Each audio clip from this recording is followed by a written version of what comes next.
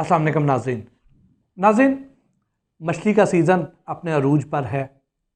पिछली वीडियोस में हमने आपको दिखाया कि जो मछली के जो प्रोडक्शन एरियाज़ हैं वहाँ पर क्या हालात होते हैं, और आपको चूँकि वहाँ पे रसाई नहीं होती है तो आप वहाँ पर तो जा नहीं सकते हैं।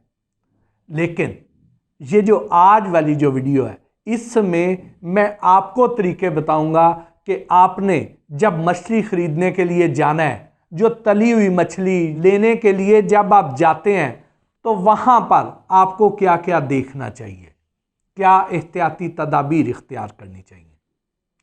पहली चीज़ कि जब भी आप किसी भी ब्रांड पर चले जाएं तो वहाँ पे आपने देखना ये है कि जिस ऑयल में मछली फ्राई हो रही है वो ऑयल कौन सा है।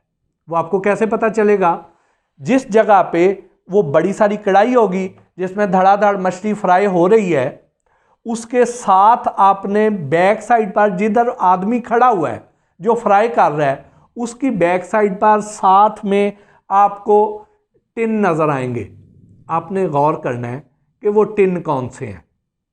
अगर तो वो टिन के कनस्तर हैं तो आपने उसमें ये देखना है कि उसके ऊपर जो ढक्कन लगा हुआ है वो भी टिन का ही है या प्लास्टिक का, रबड़ का तो नहीं है। अगर उनके ऊपर ढक्कन रबड़ का है तो इसका मतलब ये है कि ये जो टिन है ये किसी और घी का है, किसी और ब्रांड का है, किसी और ऑयल का है, लेकिन इसके अंदर जो तेल डाला हुआ है वो इस ब्रांड का नहीं है, क्योंकि ये रीयूज हो रहा है और इसको अब उन्होंने ट्रांसपोर्टेशन के दौरान छलक ना पड़े तो इसको खुद से उन्होंने कॉक लगा दिए हैं जो कि ब्लैक कलर के रबड़ के होंगे। तो अगर आपको वो रबड़ के कॉक वाला टिन नज़र आए तो आपने वहाँ से मछली की ख़रीदारी नहीं करनी। वजह उसकी ये है कि वहाँ पर इसका मतलब ये है कि खुला कुकिंग ऑयल इस्तेमाल किया जा रहा है।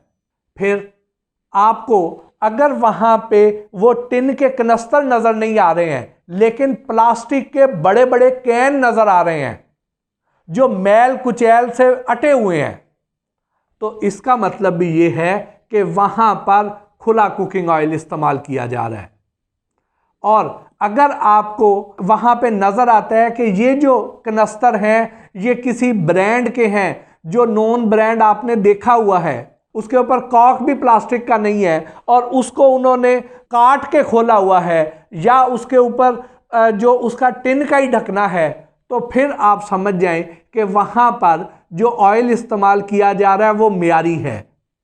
और अगर आपको वहाँ पर बड़े बड़े नीले ड्रम नज़र आ जाएं या किसी और रंग के बड़े ड्रम नज़र आ जाएं तो फिर भी इसका मतलब ये है कि वहाँ पर खुला कुकिंग ऑयल इस्तेमाल किया जा रहा है।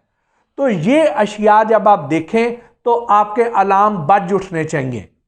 अब इसकी वजह क्या है? वजह इसकी ये है कि ये जो खुला कुकिंग ऑयल है ये ज़्यादातर पाम ऑयल आता है, और पाम ऑयल की भी जो घटिया तरीन किस्म है, जो सोप ग्रेडेड है, जो साबुन बनाने के नाम पे यहाँ मंगवाई जाती है, उसमें ये फ्राई करते हैं, क्योंकि दूसरा जो कुकिंग ऑयल है वो बहुत महंगा हो चुका है और इनकी अफोर्डेबिलिटी से डे बाय डे बाहर होता चला जा रहा है।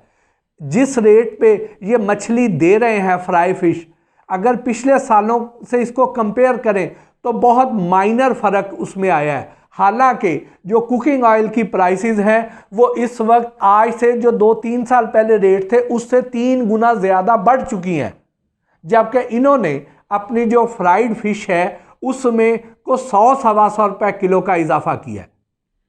तो अगर उस हिसाब से देखें तो इनके मार्जिन स्क्वीज हो गए हैं और ये फिर उसको कवर करने के लिए खुले कुकिंग ऑयल का इस्तेमाल बढ़ा देते हैं, क्योंकि वो इनको बल्क में लेते हैं और उस म्यार का नहीं होता तो वो सस्ता पड़ जाता है। इनको इससे कतन कोई गर्ज नहीं है कि वो आपकी सेहत के लिए ठीक है या नहीं है।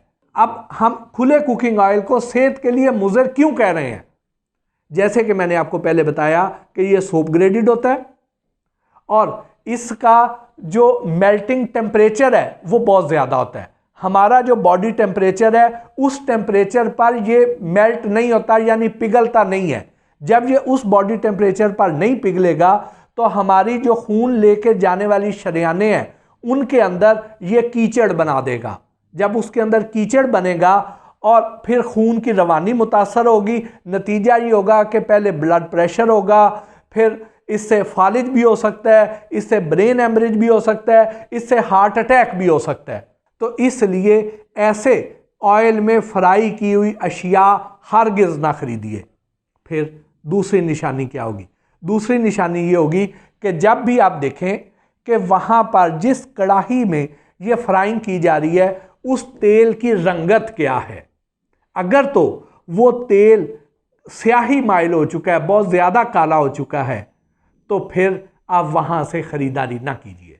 आम तौर पर आप उसको कैसे आप जज करेंगे कि ये तेल की रंगत काली है या उस कढ़ाई की रंगत काली है?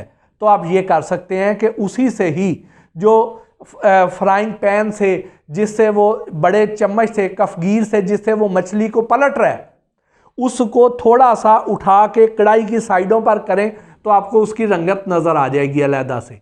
तो अगर उस तेल की रंगत भी काली हो चुकी है तो आप वहाँ से ख़रीदारी ना कीजिए, क्योंकि वो तेल अब कार्सिनोजेनिक हो चुका है, अब वो कैंसरस हो चुका है, अब वो खुदा ना खास्ता उसके इस्तेमाल से आप कैंसर जैसे मुज़ी मर्ज़ का शिकार भी हो सकते हैं। फिर तीसरी निशानी क्या होगी? तीसरी निशानी ये होगी कि एक तो उस आग का धुआं है, दूसरा धुआं उस तेल में से निकल रहा होगा। अगर उस तेल में से धुआं निकल रहा है और वो धुआं तेल का उठता हुआ आपको नजर आता है और ऊपर छत पर आपको बिल्कुल ग्रीस की तरह वो चिपका हुआ नजर आता है और वहां से उसमें से कतरे भी नीचे टपकते हुए नजर आते हैं, तो फिर आप समझ जाइए कि ये वाला तेल वो है जो अपनी उम्र पूरी कर चुका है। इसमें अब फ्राइंग की इजाज़त नहीं है। इस ऑयल में फ्राइंग से कहीं बेहतर है कि आपको मोबाइल ऑयल में फ्राई करके दे दिया जाए।